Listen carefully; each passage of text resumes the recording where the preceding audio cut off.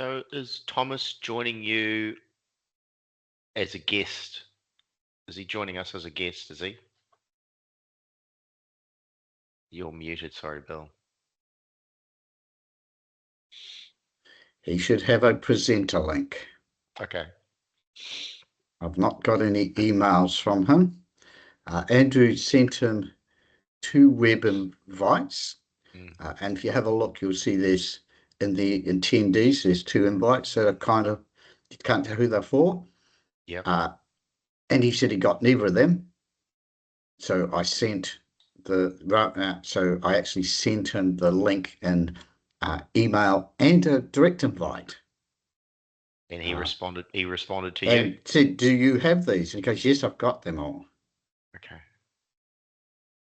So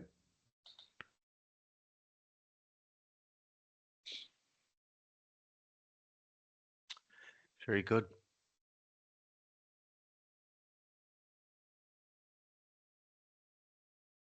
If I should just make myself known so as people turn up. so okay, so that's what's different there with this. Okay, all right. But I can see how it works now. So people don't actually see you at all unless you've got the toggle on. So it's not like so I could just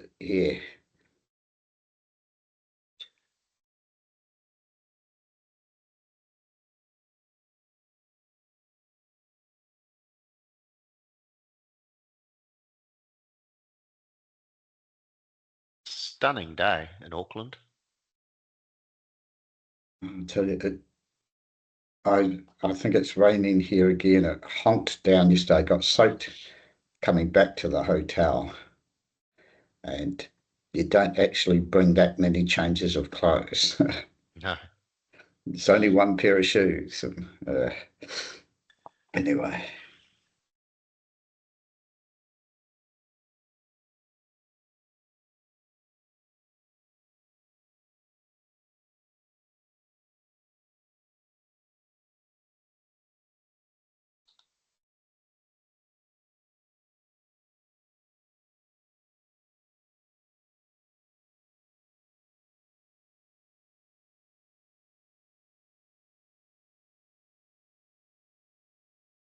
And here he is.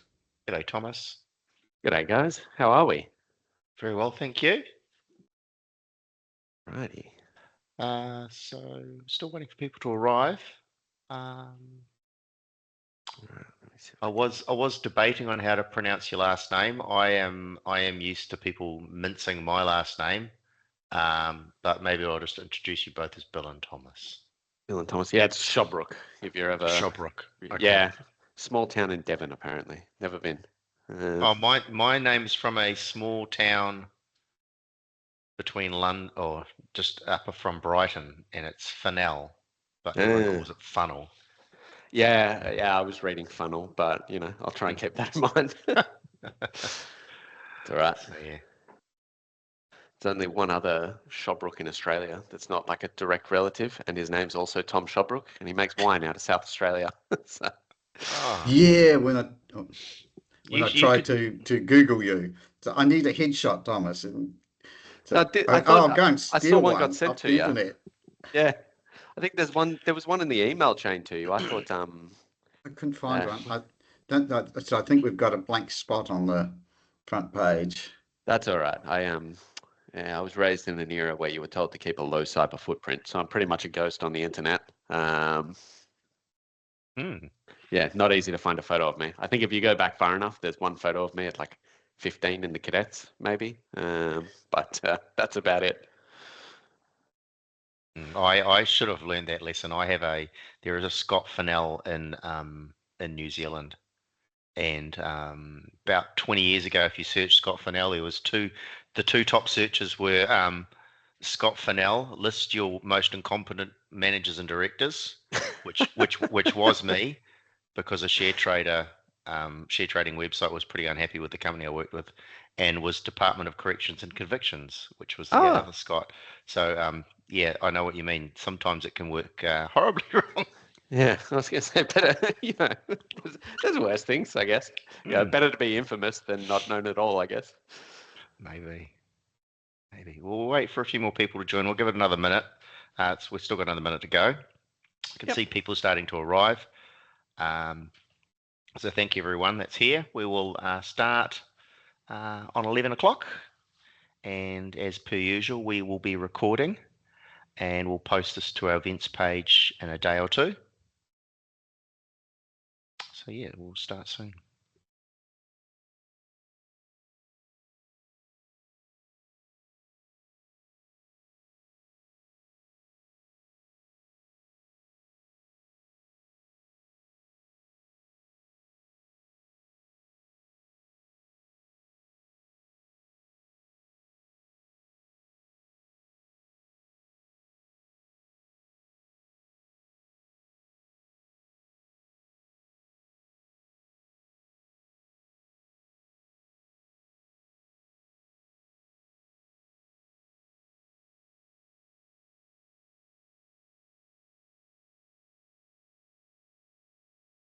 Scott.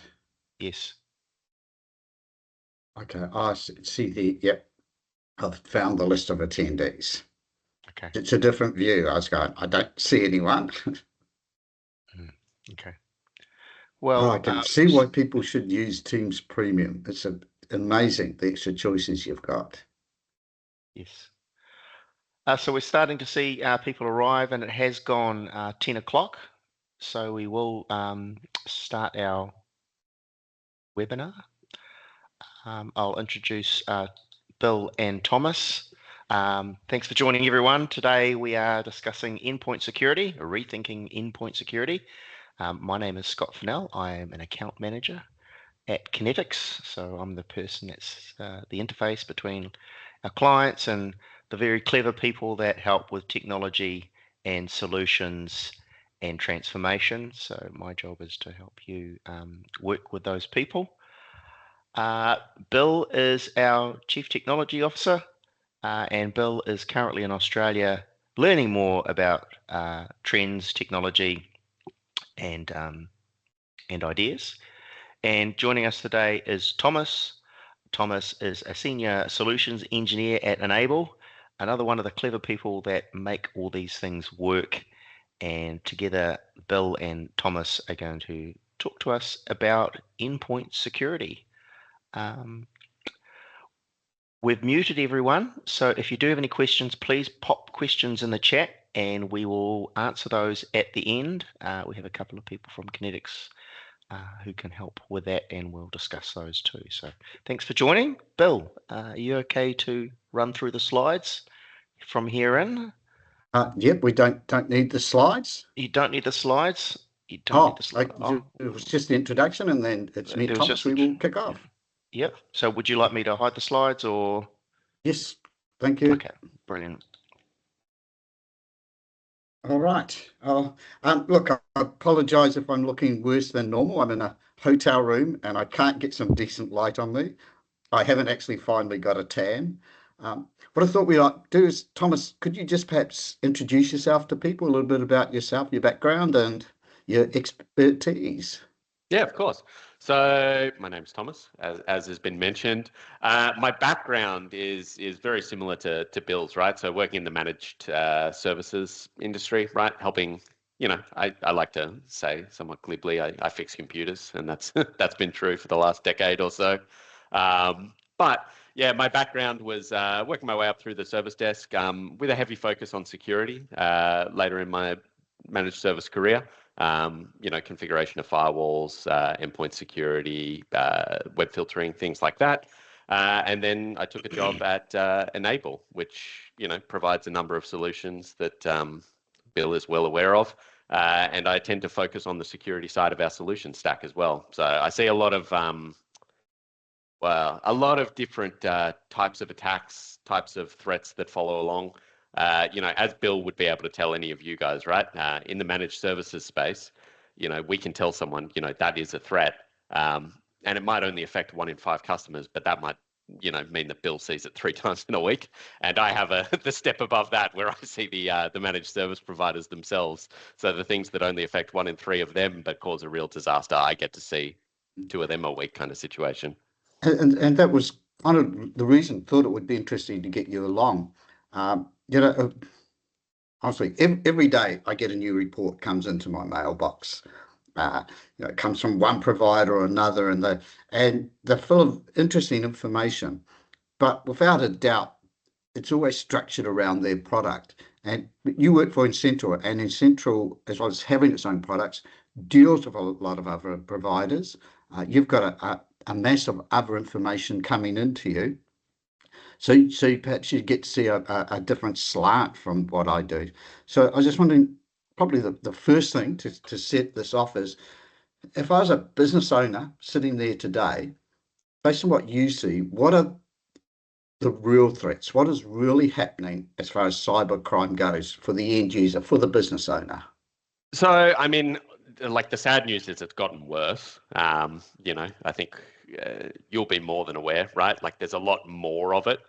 We've gotten better at stopping it, but it's been an arms race, and the landscape is riskier than it used to be. The real sort of, we divide them up into categories, right? A lot of the time, where we want to have blanket coverage of everything. But if you break it down into sort of silos, yeah, we have things like phishing, which is, has massive potential to cause real problems, frankly. It's And just that constant phishing, just never stops. Exactly. And we're right at the beginning of, I don't like talking about AI because it's kind of a tired topic, but we're right at the beginning of seeing those spear phishing emails. One thing that a lot of people don't realize is that all those typos in those spam emails from Nigerian princes and the likes, they're deliberately put there. Those guys speak fairly fluent English. They're put there to sort of weed out people who will waste their time.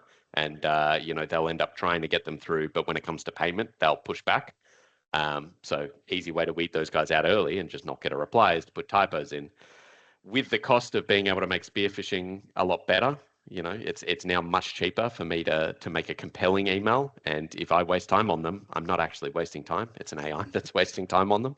That's starting to change. So we're seeing the phishing get a lot worse. There's still obviously a lot of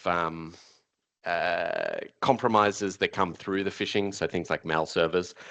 Yeah, one of the big disasters, outside of the more obvious ones, is people getting a hold of an accounts mailbox, obviously, and blasting it out to everyone that business deals with. Fake invoices, because not only do they steal a lot of money, but that kind of ruins your reputation as a business. Yeah, look, totally agree. Lots of phishing emails, and one of the things they're after is access to an email box, yours to attack other people, or somebody else's to come after you. Certainly that seems to be on the quantity side. That is what is taking place. Correct. Yeah. Ransomware. Do you see much ransomware? Yes. Yeah. Absolutely. Obviously, it skews in the direction of infrastructure with servers on it, but the truth is, yeah, we still see more and more sophisticated ransomware coming out. So better attempts at circumventing AV, things like that. And yeah, I see, a couple of those a month, sadly. Yeah, I'm glad to say we don't see so many, but we still do. And I guess of those, that's the one that's the ransomware really disruptive, has the highest potential to take a business out. Yeah. The business email compromise, typically not so disruptive, but a severe financial loss and reputational. And often that starting point, once again, can be those phishing emails.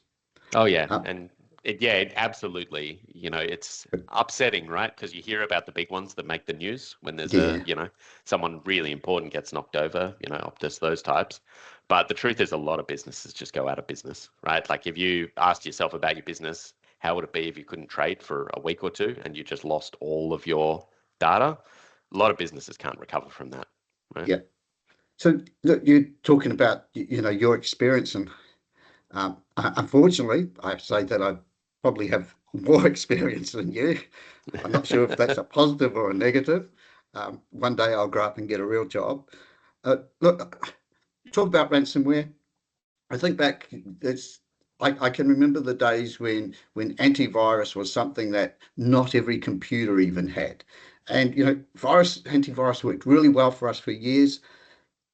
It was the way to deal with threats. All threats were viruses pretty well much, other than maybe insider threats. They I find that we've got antivirus that is built into your Windows operating system. So these days, I still have people saying to me, but I buy a PC and I turn it on and it's got my Microsoft antivirus on there. Windows Defending is there. It's running out of the box. Is that okay for me to sit there and go, well, if I've got this, I'm protected? Yeah, no, it's not, sadly. It's certainly better than not having antivirus. I'll put it that way for sure. But there's I think we'll touch on EDR probably a little later, hopefully.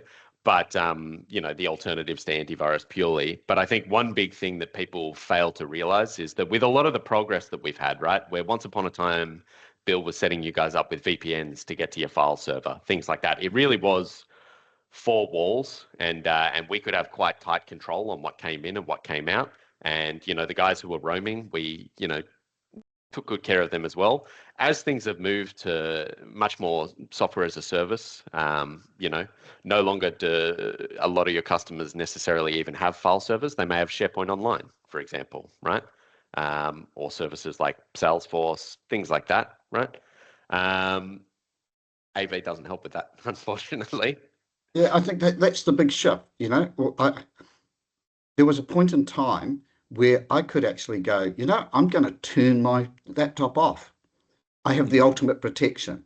My laptop's off. I'm gone to bed. I'm safe. But these days, that my 365 presence is on 365 days a year, 24/7. All that vital software that I use, all my SaaS software, all the SaaS services I consume are still available for people to attack and have a crack at any time they want.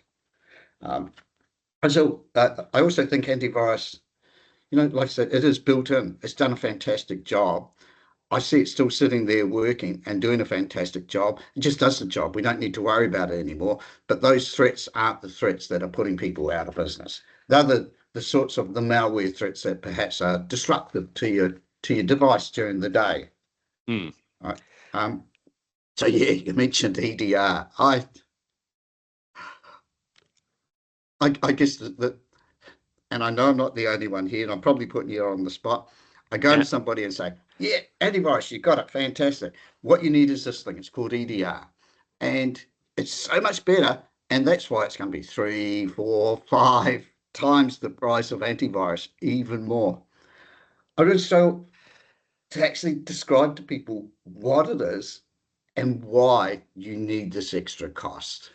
Yeah, totally fair. Oh, great. You're going to tell me you got the answer. I do. I've got, this can be hard to explain. I'll try and keep it as non-technical as I can, right? Because it's super easy for me to wander off and I hope start we are using recording acronyms. This, because I will use this explanation. No, so I do remember the best sort of analogy that one of the old sales guys who's now in London used to use was, if you imagine AV as being a very regimented security force at, say, your airport, right? Where we're looking at everyone walking through the queues into the airport, and every time, the ASIO or whatever your respective intelligence services in New Zealand, says this guy is a threat, right? They get a poster of that guy, and they're looking for a man, with a banana tattoo on his cheek and a big red beard, and so they have this big long list of people that are shifty, that are known shifty, and if they try and get through the airport, they will be stopped, right? So it might be a long list, but if that guy tries to get through, we're going to stop him. The problem is you don't have perfect intelligence.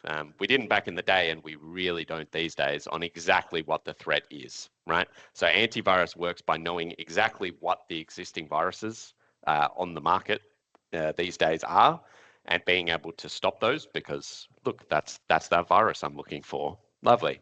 EDR is much closer to like the more modern, airport defenses, right? Where we're actually looking at everyone walking through, and we're looking for subtle behavior, right? So things like, that guy's real sweaty, and his eyes are darting all over the shop. He's not on my list of known bad people, but he's behaving like someone who shouldn't be getting through airport security would be, right?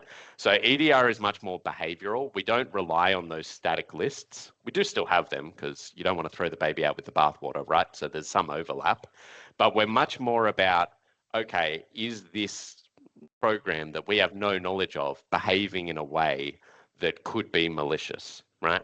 Because we can't keep that up-to-date list of viruses anymore for a variety of reasons. I like that description. By the way, for those who don't know, EDR, the acronym Endpoint Detection and Response.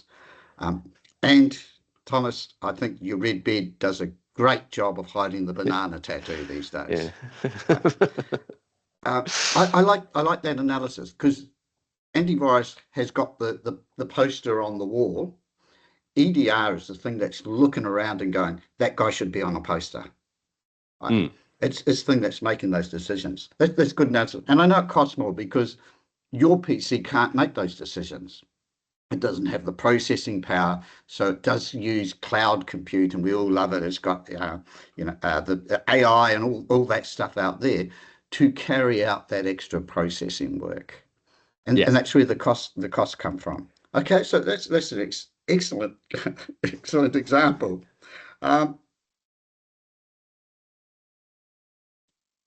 Going back to, I think, when we first started, which was phishing and business email compromise. So I've got that EDR. It's sitting here on my laptop. That's obviously going to be and on my servers, a first line of defense against ransomware. A first line of defense, well, I won't say first line of defense, first line to stop it getting there in the first place. Yeah. But it's there looking for somebody, looking for odd behaviours and applications and things that are going on. Because I know this changes so quickly. For those that do keep up with what's happening, Thomas works for N-Central. N-Central had released a patch just last weekend that we put on our servers because of an exploit taking place within the operating system that they happen to use. And the exploits are 0 day. So the bad guys are using it before there's a patch for it. And that's hopefully that's when you've got an EDR. It's going to be sitting there, and it might not know there is an exploit, that there is a problem within the operating system or whatever application you're running on your PC, but it can see those behaviors that say this is abnormal and shut you down. But exactly that. I can protect my PC by turning it off and going to bed. What am I going to do for my Office 365 for the digital me, the one that doesn't sleep, the one that looks like I look because it never sleeps? So, I mean, look, the best thing to do is never lose your credentials. Easier said than done. So, I mean, I'm sure you're aware, right? Like, even when we say pure AV, I'm sure for the last 3 decades, you'd probably be setting up some kind of mail filtering. So that's not the only place we look. But, we, in the industry, we call it like defense in depth a lot of the time, right? We want to have, we have sort of at the core, let's say, all your data, and it can get ransomware, right? Mm-hmm. And around that, we might have, the users that have access to that data, and we want to stop them from, being compromised as well. So we have security tools that, for example, try and spot phishing links that they might be clicking on. We also have the devices that have access, around that, and we have things like EDR sitting on there.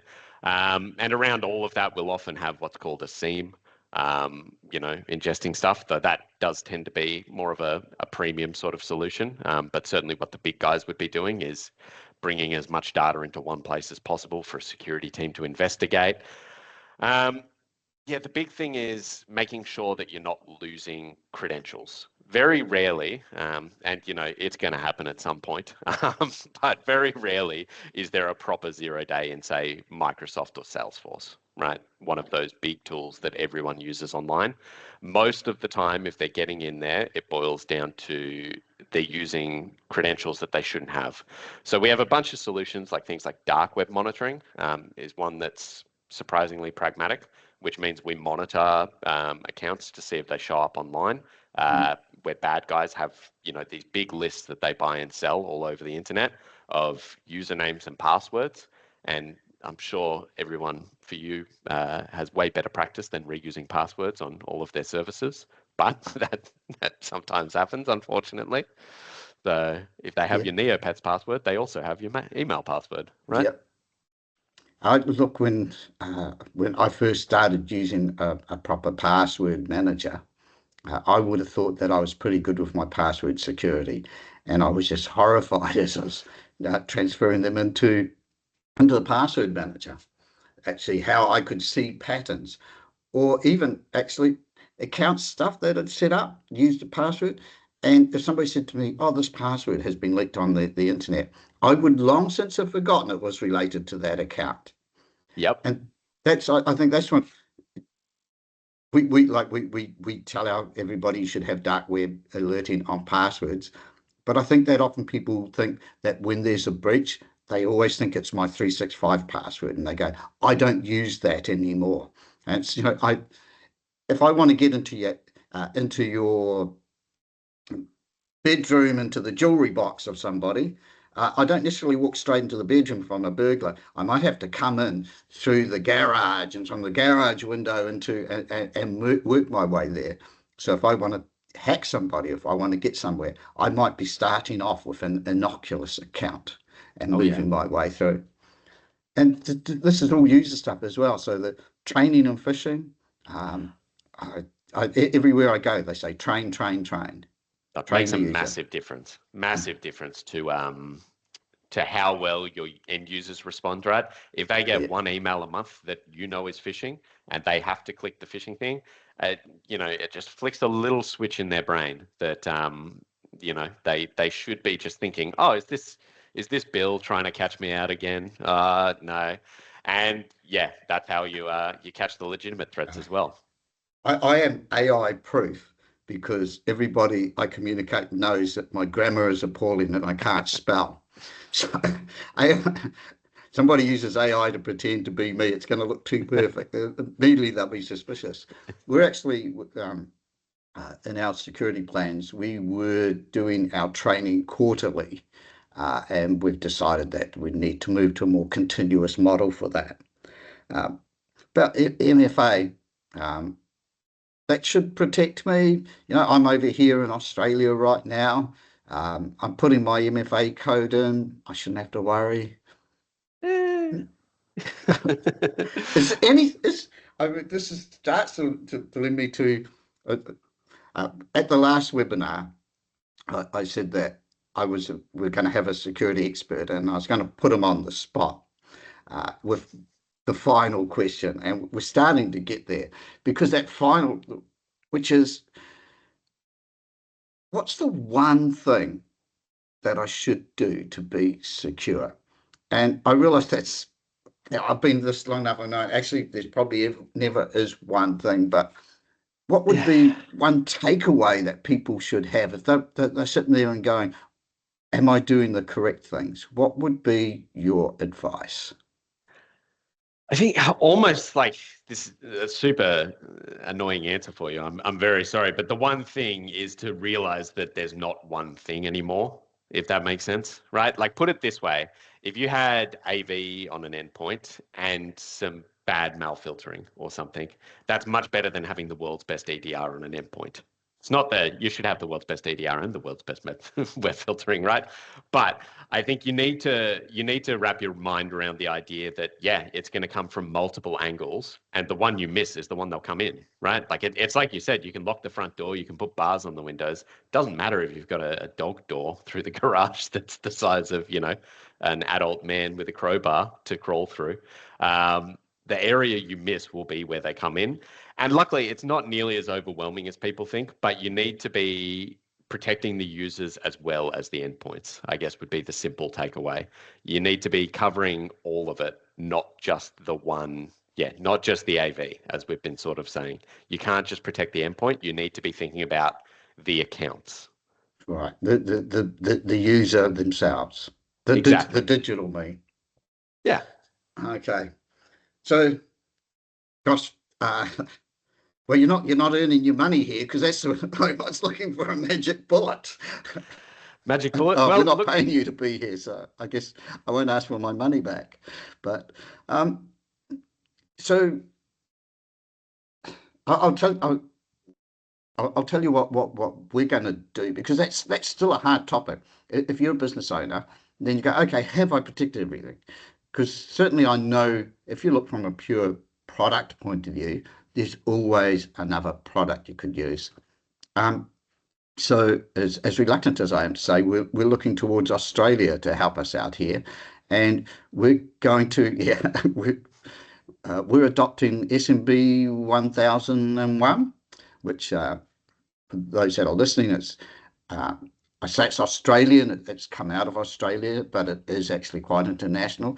It's a standard or a framework to work to, and what I'm really liking about it is it is the S&P stands for small medium business, so it's quite practical about the things you need to do, and it realizes that if you want to be secure as a small business, with not all businesses are the same. Uh, you have a different risk profile, you have a different risk appetite, and you also got to think about what's practical and what a budget is. And so they offer a number of tiers that you can work to. And we're just going through. So we're going to use that. We're going doing the gold currently, done the bronze part, which I think almost any client can do. We do the gold, have that done in the next week or so. And then we're going to be taking all our current plans and saying, actually, if you want to be a gold as a client, here's the things you do that will tick that off. And if you want to do more, here's the other option. So give the client a lot more choice around it. Because I think in the end, that's all you can do is look to choose a standard and say, I'm doing that. And I know I'm doing that. It's not a box ticking exercise. yeah. And stay aware. And that's a good one to be targeting. So SMB very closely aligns with our other fantastic framework that everyone wants to steal, which is Essential 8. Yeah, it turns out we're good at this in Australia. And I know for a It's fact. your natural criminal bent, I think. Exactly, yeah. They shipped us all over here and we had to modernize and we all moved into cybercrime. So the other nice thing is that New Zealand is definitely moving towards implementing their own version of the Essential 8. And I won't make the jokes I normally make here because they're inappropriate. But the thing is, once one person has Essential 8 in Australia, and I know again for a fact that you guys will be modeling it quite closely after that in New Zealand, it becomes very contagious, right? So you'll find that your business requires something quite close to the SMB framework that Bill is talking about, because 3 suppliers down the line, someone makes a part that goes in a fighter jet somewhere. So, like something silly like that, right? But I will say it's gone from almost zero adoption up to, probably a good 30%, 40% of the market in Australia is needing it. And New Zealand is absolutely trying to implement their own. I think they're making 9 of them because they had to one up us. Classic. No, 10 actually. Critical 10. controls are at 10. My But bad. you can't go out and get a stamp. You can't get a gold star in your hand for critical controls. And that's with the SMB. You can say, hey, I am actually certified. Here's a Correct. certificate. I can when the people that I do business with say, what framework do you follow? I can go, here's my proof. Here's a certificate. And it would be the one I usually recommend for almost exactly that reason, right? It also means it'll be a very short step to a lot of other frameworks that allow your customers to move into industries that they possibly Yeah. couldn't deal with at the moment. If you're already there, we're not talking about a massive uplift or a big project to try and get you compliant. It's just, Yes. 1 or 2 checkboxes that Bill has to hit and everything's good. Right. I should ask, because we're almost close to time. Are there any questions? Scott, do you have any questions in the? Sorry, there's no questions there, Bill. I just clarified too what EDR was in the chat. Okay. So don't have any questions. But it's interesting to hear you talking about the SMB 1001 as a standard. Be interesting to see how that pans out. we see see a variety of standards being discussed with clients. Yeah. Some clients are having those standards And enforced on them by their supply chain and their clients, and others are being encouraged very strongly by the insurers as well. So. yeah, trying to get ahead of the curve there, because I think if you so can we bring the slides back, because we just want to put up the next month's webinar, which is the last slide. But hopefully by having a framework already in place for people, when their suppliers come along and ask, or their customers say, what framework do you use? They're able to say, well, this is the one I've got, rather than saying, well, I'm not following anything, so therefore their supplier said, therefore I want you to follow this one, which may not necessarily be a good fit for their business. Hey, look, Thomas, thank you. Hopefully you're going to see that we've got another webinar next month, and you're going to think, I should be watching this webinar, because we're actually going to cover off some real world examples of AI being used in businesses, and particularly even talking about our own business. And an amazing sort of tip that I'm going to keep I'm not going to talk to, but we did something here last week within Kinetics that utilized AI, and probably if you went out and paid somebody to come in and do that, might have been a $5,000 or $10,000 engagement. Well, I'll be there. Yeah. Yeah. Can't believe I bought this whole seat when I'll only need the edge of it for the next week. Yeah. So look, everybody, there's the QR code and the link, of course, if you want to sign up. And they are real world examples, exactly things that you can do in your own business to use AI to improve your business, sometimes in productivity, sometimes in management. And we're right on 10:30. So thank you, Thomas. Good to have a different viewpoint on security, a wider look at what's going on, and do appreciate you taking the time to come along and join us. No worries, my pleasure. Yeah, and I'm in Sydney right now. You guys at IT Nation? I think you go to IT Nation in the US. Just up the road, you know. Yeah, other side of the bridge. It's a long way to walk. That's fair. Yeah. So, no questions? No additional questions. So, someone's asked a question in the Q&A part. Will you email the standards later? So the standards, that's a good question. Actually, we've got another one from Jordan too. The standards are a good question. There's a lot of standards. Ivy, we could probably unpack that over a call or a meeting. So there's a range of different options. Yeah. Certainly for us, although we realize clients have to meet different clients, different industries, different demands, we will be, by the end of September, we will have the path in your care reports to say this is what is required to be an SMB Gold certified standard, which is the highest you can go, which is self-certified. In other words, you don't actually have to have somebody come in and do a full audit, but it does require a director of the company to certify that these things are taking place. So expect to see that by the end of September. We'll have that information available for you, and you'll be able to, there is a fee with SMB to get the certification, and we can even handle all that for you as well. So but we'll offer as well the information about how to get the bronze or silver levels for those clients. And there are higher levels as well. So yeah, by the end of September. Earlier this year too, Ivy, we ran a webinar, I think it was in February, on what the New Zealand government recommended for the small businesses of New Zealanders. And I've just popped the recording of that in our chat. So you can see that there. That was 6 months ago. And then Jordan has asked, how do I educate my staff on this? Other staff who's not using a password manager on the basis that she thought it was safer because of an EDR. So that's a great question, Jordan. We when we do our security in-person cybersecurity sessions with you. We can reinforce particular things that you'd like to cover through. But yeah, password management is paramount. Managing your identity is the most important thing. I think one thing today, the subject was really about endpoint, or started off on endpoint, but for me, security is, I like to think of security as both the identity and the devices. And the identity is there's a lot of tech we can do in that space, but certainly it's very personal. There's a personal obligation to make a massive effort in that. And do watch out. It'll be the end of this year for those people that are already on our foundation plans.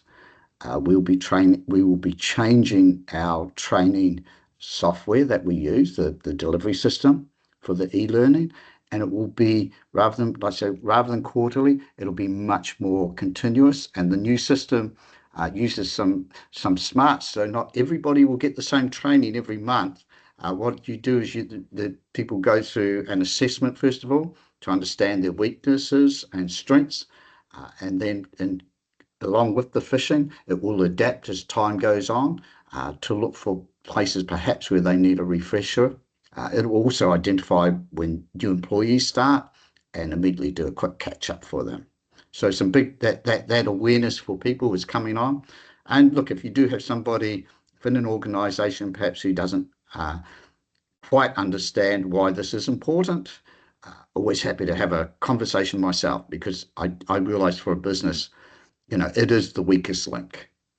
That is going to be your problem, and unfortunately, often those can be also amongst your most senior people, who they have the most demanding jobs.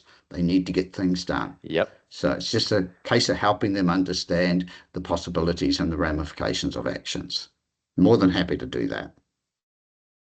Okay. Can I go and find a real coffee? Because I've only tried to have one today and I spilled it all over the table just before this meeting started. Yeah, Oh dear. Thanks very much, Bill, and thanks very much, Thomas, from all of us. Jordan and Ivy, if you have any other questions, feel free to reach out to Kinetics and let us know. And anyone else has any questions, please drop us a message, and hope you have a great day. Thanks for joining. See you next time. Cheers, guys. Cool. Bye.